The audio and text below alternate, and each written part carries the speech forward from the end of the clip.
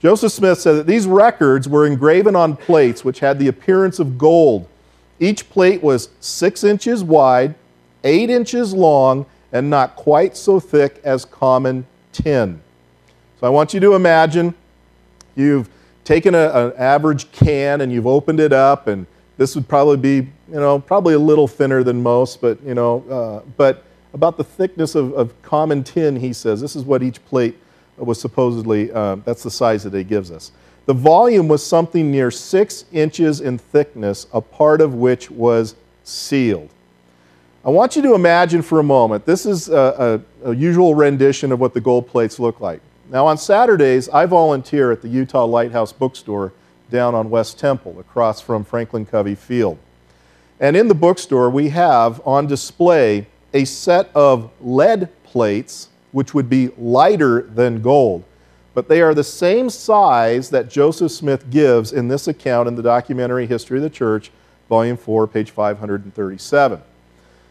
The lead plates are the same size, sitting on a little table there, and I really think the bookstore probably needs to get extra insurance for this, because it's always fun to watch people come into the bookstore and they see the plates there, and they see their size, and they don't look all that large. I mean, they're not that large, really.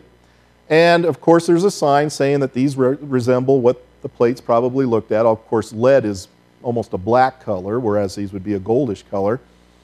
And then watch people go to grab them and lift them up. They don't move.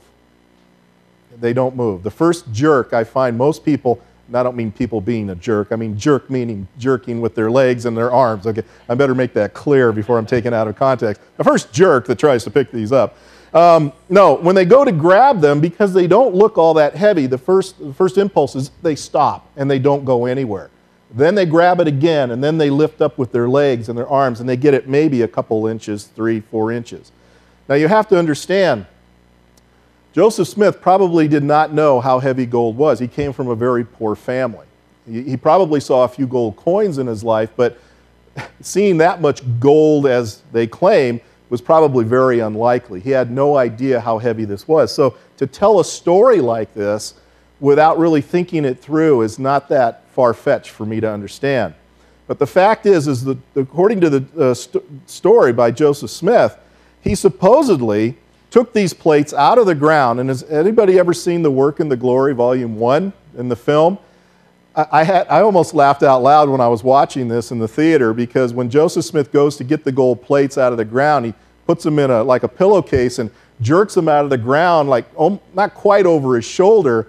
And I thought, first of all, no pillowcase could have held that weight, and second, Joseph Smith would have never done it that way.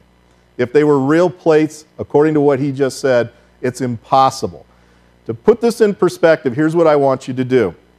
The next time you're at Lowe's or you're at Home Depot, I want you to go over into the cement section, and I want you to go grab a bag of Portland cement, all right? A bag of Portland cement weighs about 98 pounds. You might say, well, Bill, how do you know this? Well, for 2 years after I first got married, I worked at a hardware store. And we had to load Portland cement for customers. And believe me, it gets a little heavy after a while when you have people coming in wanting a lot of bags of cement. These things are not light.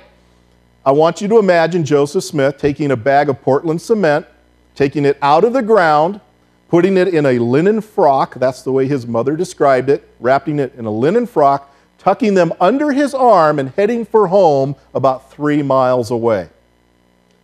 That's the story that we're supposed to believe here. That's what we're being told to believe.